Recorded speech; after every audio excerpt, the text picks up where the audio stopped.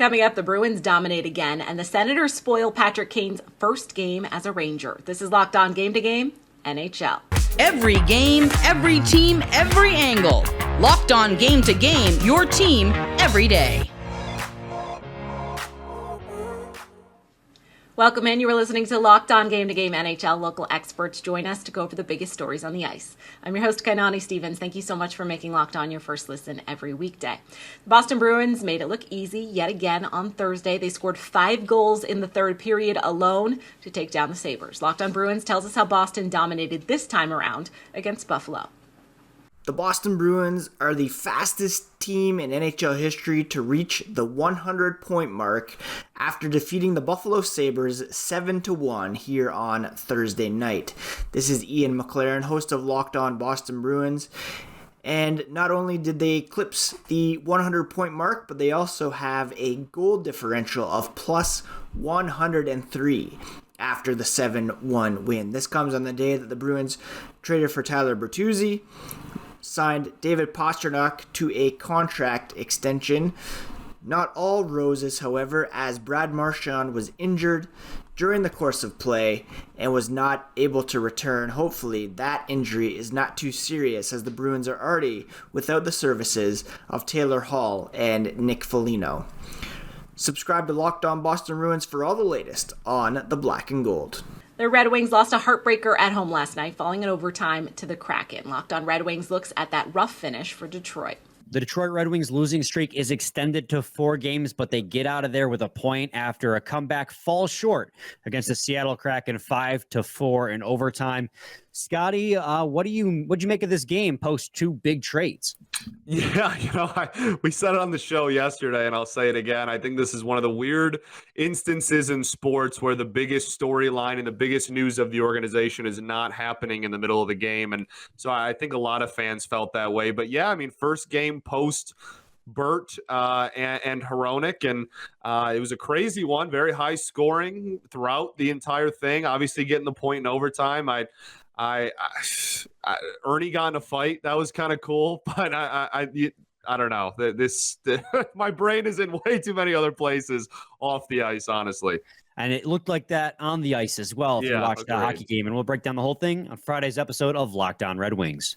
The Ottawa Senators stormed back from behind in the third period to score 3 unanswered goals and ruin the Rangers' debut for Patrick Kane. The Locked On hosts from both teams break down both sides from the Garden.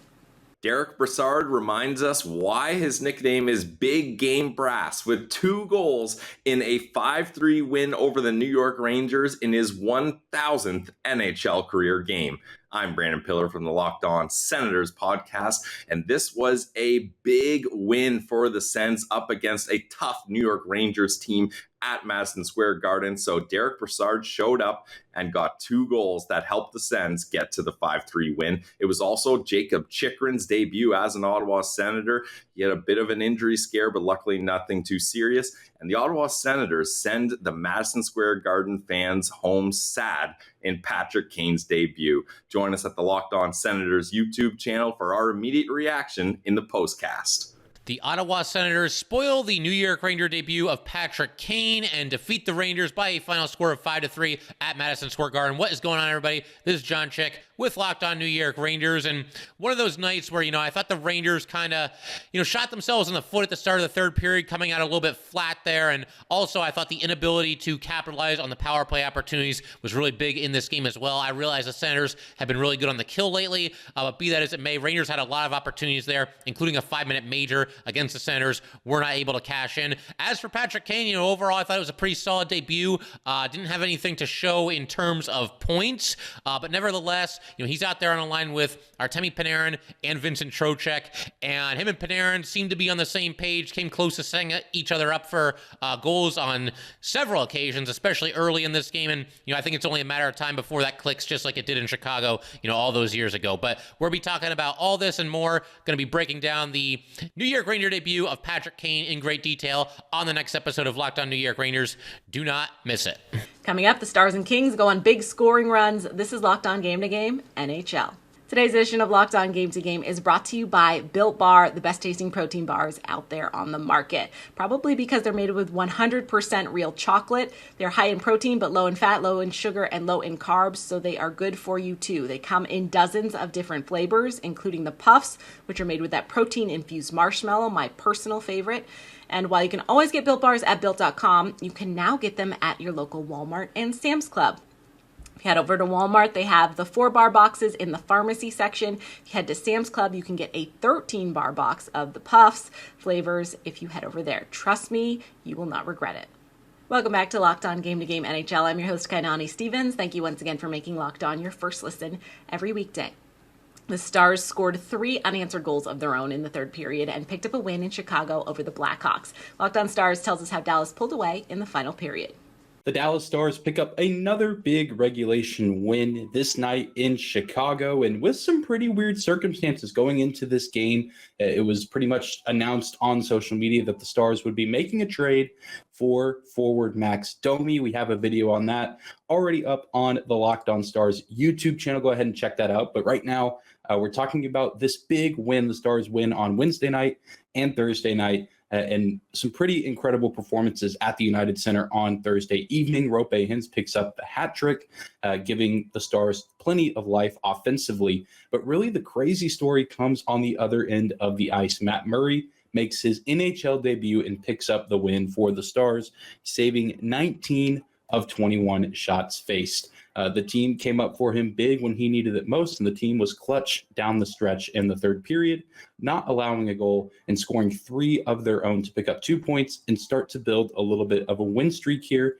And the Stars seem to be in a pretty good spot where the team is playing fairly well as a whole. And now they've made some nice additions in guys like Evgeny Dadonov, who has 3 points in 3 games played with the Stars. And now I'm excited to see what the game plan is going forward for Max Domi with the Stars once he's able to join the roster in a pretty big game coming up on Saturday against the Colorado Avalanche. But we're going to talk about this game in its entirety, as well as the Max Domi trade on Friday's episode of Locked On Stars. And I can't wait to see you there. The Flames could not get more than 1 goal at home, and they fell in Calgary to the Maple Leafs last night. Our Locked On Flames host tells us what kept that offense at bay. In true Calgary Flames fashion, they drop this one to the Leafs 2-1 in regulation. Hello everyone, it's Jess Belmoster from Locked On Flames, and although it's a loss, I will say it was a hard-fought loss. Nazem Kadri ended up having a go-ahead goal that was turned over due to him being offside, and Markstrom looked fantastic throughout the night. I will say the Flames as a whole limited their penalties. Blake Coleman had a shorthanded goal in the first period. It is not the end of the world, but it is very hard to see this continuing to happen. The chances of the Flames making the playoffs are further and further from reality now, and at least they're stringing together a couple, 5 periods worth of good hockey, even if we're not getting a win out of it. The Wild picked up a win on the road of the Canucks as Kirill Kaprizov scored both goals for Minnesota. Both Locked On Wild and Locked On Canucks review how it went down in Vancouver. Just by simple math, if you only give up 1 goal, all you have to score is 2. And the Wild did that to beat Vancouver. Hey, everybody. Seth Topal, host of Locked On Wild, your daily Minnesota Wild podcast, recapping a 2-1 win for the Minnesota Wild over Vancouver. That moves the Wild to 7-0-1 in their last 8 games. 2 more goals for Kirill Kaprizov, 21 saves for Marc-Andre Fleury, and the Minnesota Wild do what has been the most successful thing for them this season, which is holding an opponent to fewer than 2 goals. They've done it 22 times this year. They're 21-1 in those instances, second in the league to the Boston Bruins in that category. For more on the Minnesota Wild, make sure you're following Locked On Wild wherever you listen to your podcasts. Did Brock Besser just play his last game for the Vancouver Canucks? It's unlikely, but if it was a pretty good audition for the team that he could go to, and that is the Minnesota Wild. I'm Trevor Beggs from Locked On Canucks, and that's what Kyle and I talked about on the episode earlier today. The Minnesota Wild, they have scored the lowest amount of goals per game among any playoff team right now. And, They have some cap problems, but hey, if they could find a way to swing a deal for Besser, I think that would be best for obviously the Canucks and Besser himself, and probably the Wild, because Besser looked good tonight. He led the team in scoring chances. He scored a power play goal. And you know what? The power play goal was set up by Vitaly Kravtsov, who was one of the best Canucks tonight, again, and a 2-1 loss to the Minnesota Wild. I think Canuck fans are pretty happy with this one. You had a good game from Kravtsov and Podkolzin.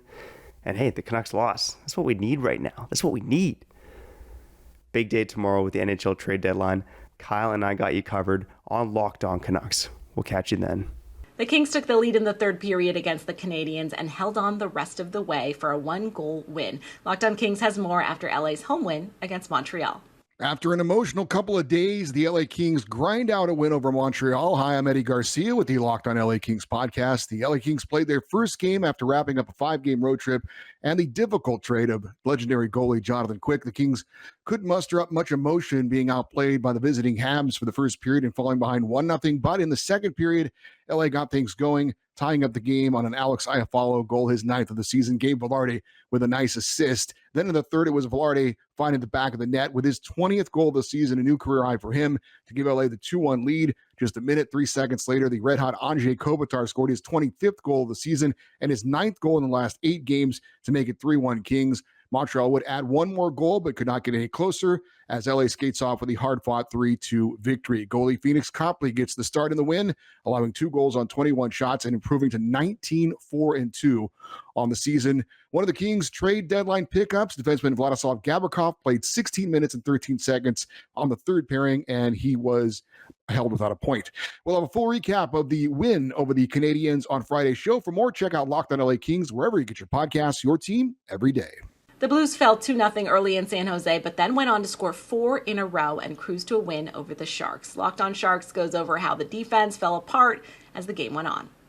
The Sharks dropped their 4th straight. I'm JD Young of Locked On Sharks, and the Sharks put up a stinker in a 6-3 loss to the St. Louis Blues. They gave up 4 goals in the second period after having a 2-0 lead after the first intermission, but sloppy play, just turnovers, and a team that looks like it is already ready to pack in this season. One of the worst games from the Sharks this year in just terms of effort and execution, and more of what we've seen from the Sharks. So heading into the trade deadline, Sharks continue to just look awful and should continue to sell off more pieces, as many pieces as they possibly can, in their attempt to claim the first overall pick in this year's upcoming draft. So we'll have a full breakdown of tonight's game and talk about the trade deadline on your next episode of Locked On Sharks. That will do it for this edition of Locked On Game to Game NHL. Thank you for making Locked On your first listen every weekday. Make sure you're subscribed to Locked On NHL and your favorite team's Locked On podcast on YouTube and wherever else you get your podcasts from. I'm Kainani Stevens. This has been Locked On Game to Game.